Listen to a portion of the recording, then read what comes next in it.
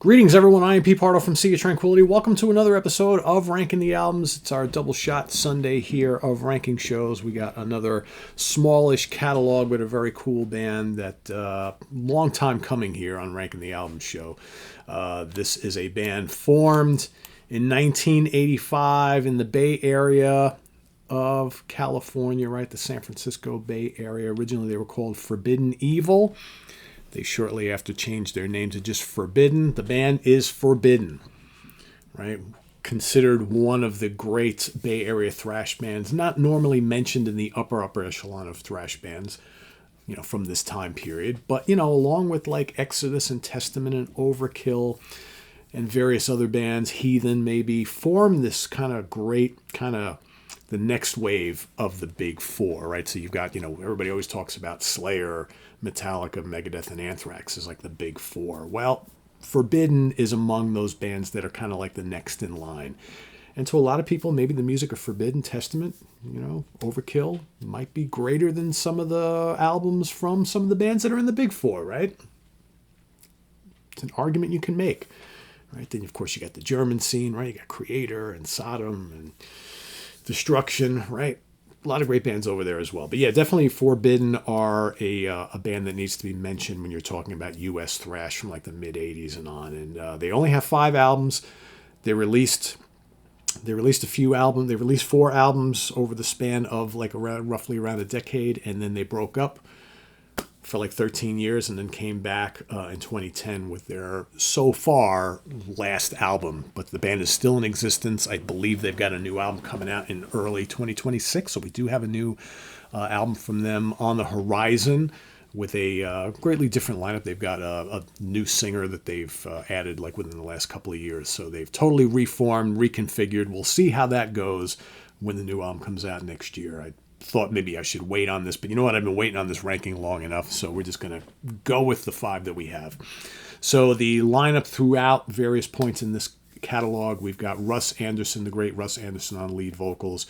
We got Craig LoCicero on guitars. On the very first album, we got Glenn Alvarez on guitars. Replacing him on guitars was Tim Calvert. He's on most of everything up until like more recent. Matt Camacho on bass, Paul Bostoff on the first couple albums on drums. Of course, you know him from, Testament and plenty of other bands that he's played with over the years. Tim Calvert, I mentioned, on guitar. Steve Jacobs on drums. Steve Smith, formerly, of course, of Nevermore and Testament and Vicious Rumors, also was in the band briefly. And Mark Hernandez on drums, right? So that's basically the lineup of everything that's recorded up to date. There is a brand new lineup, which we'll talk about when that album comes out, I guess. So, like I mentioned, there are 5 albums here. I got all of them on CD except for one. I'm going to rank them as I like them. I urge everybody to do the same down in the comments below if you're familiar with these albums. So, I'm going to go number 5. Their 4th album from 1997, which is Green.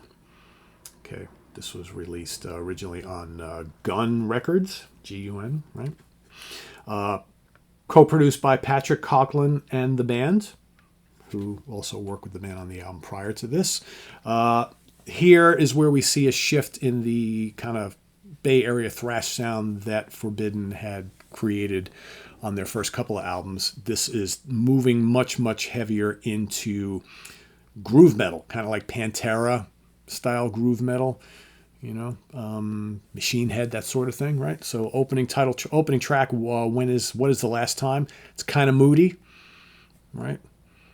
Segues into the title track, full on groove metal here, big time, but it works. This band, I think, did this style well. A lot of thrash bands were moving into this direction. We saw, Creator did this a little bit. Destruction did this for sure. I think these guys mixed it up pretty well. The song Fat is a little faster, still has that kind of groovy metal sound, turns to rage, really experimental. There's some weird experimental, kind of almost like psychedelic metal stuff going on in this album. Got like wah-wah solos, a mix of heavier riffs, a mix of like kind of Pantera style stuff, lots of effects on his vocals. Really interesting. Face Down Heroes, pretty cool song. Over the Middle, total Pantera meets Machine Head. Can of Worms, spelled K-A-N-A Can of Worms. Kind of more of the same there. Nocent, one of my favorite tracks on here. total grinding metal track, intense riffs, great drums, really good. Blank is another one of those weird experimental psychedelic tunes. Got all this kind of flanger on the guitar, really interesting. Strong vocal from Russ on this particular one.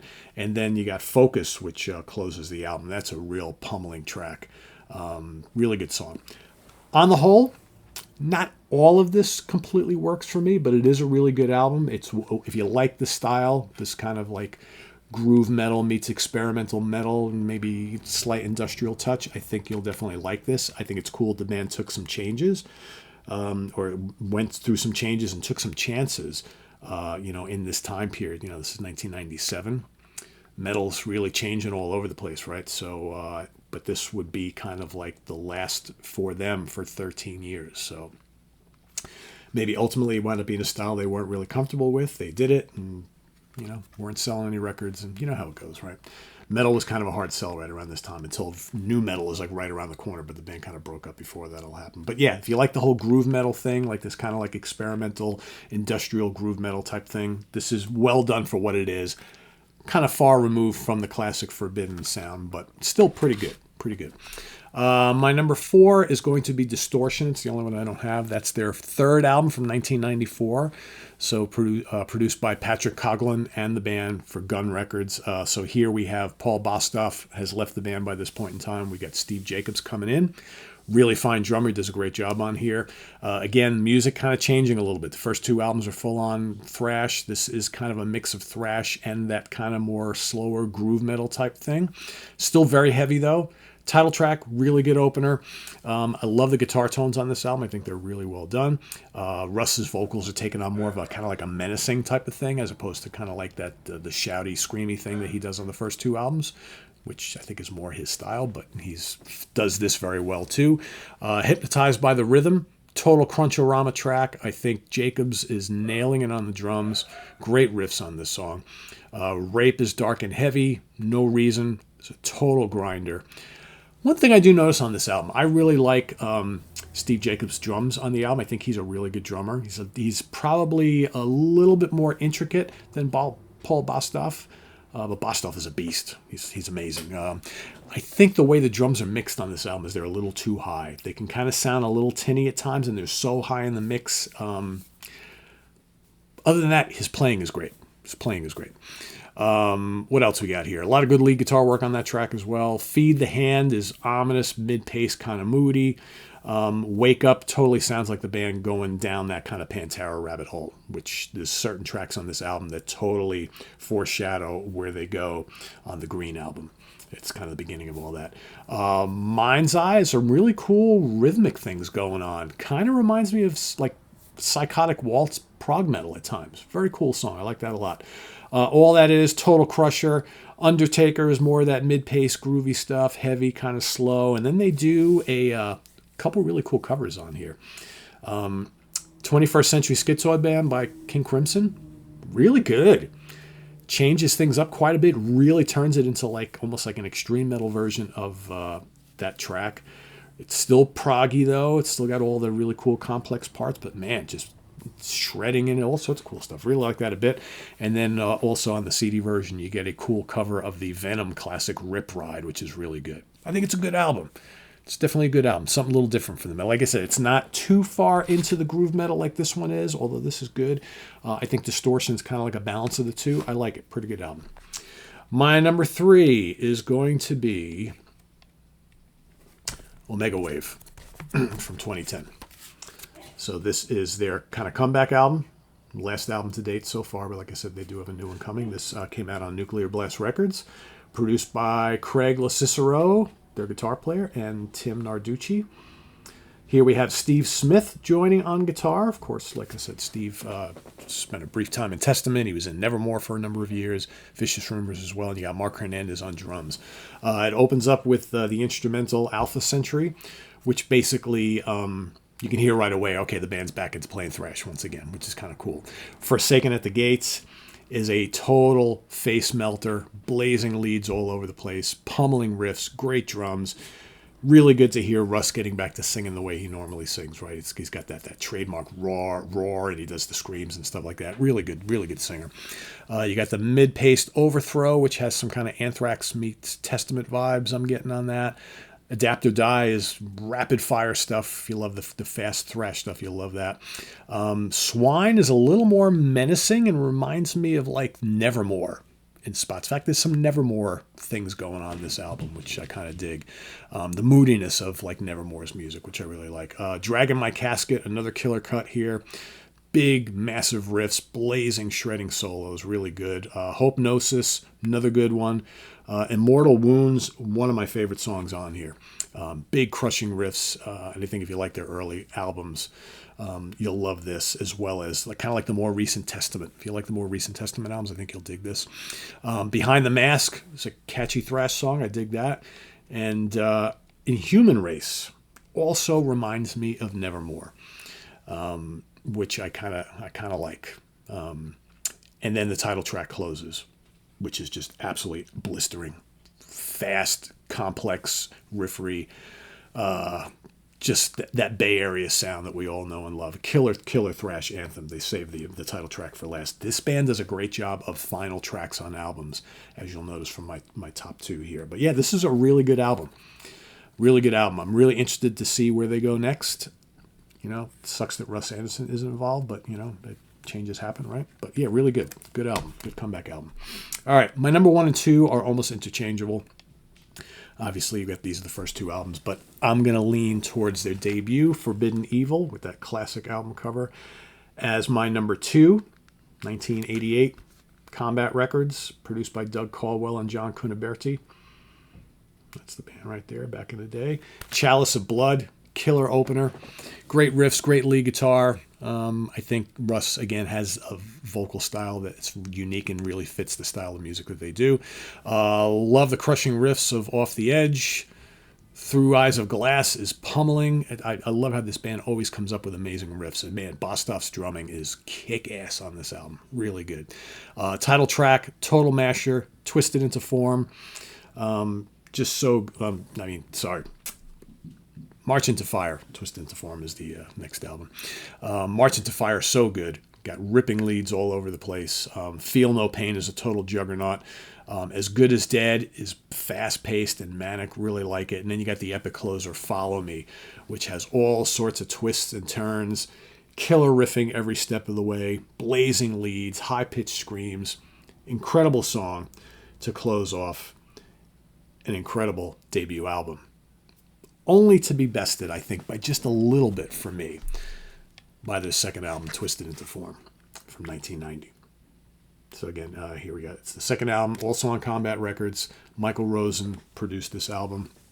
Tim Calvert joins the band now, replacing Glenn Avalias on guitar. I like the production of this album a little bit better than the debut. Debut is a little more raw. This one is a little bit more massive sounding. And I love the way the guitars are produced on this album. And I think that Tim is a little bit more of kind of like, I don't know, I'm not saying he's a better guitar player than Glenn. They're both really good guitar players because there's great lead work on both of these albums. But I think Tim has got like a little bit more of a virtuoso style. There's definitely some like really breathtaking solos on this album between the two guys. Really, really good. You get the opening instrumental, Parting of the Ways, which have some really, and again, Parting of the Ways could have something to do with Parting of the Ways with Glenn, right? I don't know. But it's got some great acoustic and electric guitars on this instrumental, and it segues into the blistering Infinite, which, man, if you're a fan of like early Exodus and Testament, you will love this track. So good.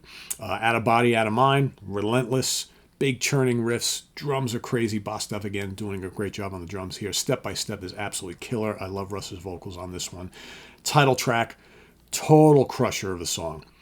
Fast-paced, chugging riff goes throughout the whole thing. The solos are amazing. They've really upped the ante on the solos on this record. Really, really good. R.I.P., short for Rest in Peace, right? Another gem. Kind of sounds like thrash, like late 80s, early 90s thrash meets that early U.S. speed metal thing. I get a little Agent Steel vibes on this particular record. Again, Paul's drumming off the charts good. Spiral Depression, another instrumental, quite haunting. It's got like acoustic guitars, electric guitar. It sounds like it would be a great fit for like a soundtrack to a horror movie. Very, very cool stuff. You get the Heavy Tossed Away, which has a little bit of that groove nature to it, a little bit. And then the closer, One Foot in Hell, might be the best song on the album and one of my favorites in this catalog. It's a barn burner of a track, has amazing riffs. It's so intense, and it takes you through like one segue, one section after another. Just really, really good. And the riffing is so good.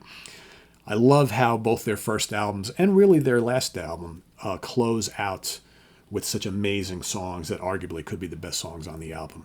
I like that. I like when you go out in fashion with a final song that just like totally knocks you on your ass. So good. Killer record. Like I said, this is my number one. This is my number two, but they're almost tied. It's almost interchangeable. I could any day go with the debut because it's just so good. I mean, these two are mandatory. If you're going to get any two Forbidden albums to start with, these should be the two. My number three, I'm going to go with Omega Wave. I'm going to go with Distortion as number four, and then I'm going to go with Green as number five. But they're all good, right? Good. Distortion, pretty damn good. Really good. And amazing mandatory thrash ones, right? So those first two are absolutely mandatory if you're exploring the thrash scene. So if you are already a fan of Forbidden and you know these albums well, please rank them down in the comments below as you like them. And we'll see you next time here for another album ranking. Till then, visit us on the web at www.seatranquility.org. We're on Facebook, YouTube, and Instagram all the damn time. Please subscribe if you haven't already and click on that notification bell so you get alerted of all of our content as a post. And please do hit the like button before you leave. Also, down below, we got the links to our Ko-Fi page for channel donations, our merch page, our Cameo page, and the Sea of Tranquility membership options. They're all down there. Thanks, everybody, for your support. It's greatly appreciated. And we'll see you soon here with more stuff. I am Pete Pardo. Thanks for watching, everybody. Another Ranking the Album episode coming at you 1 week from today. Till then, I am Pete Pardo. Enjoy the rest of your weekend. Take care. Bye-bye.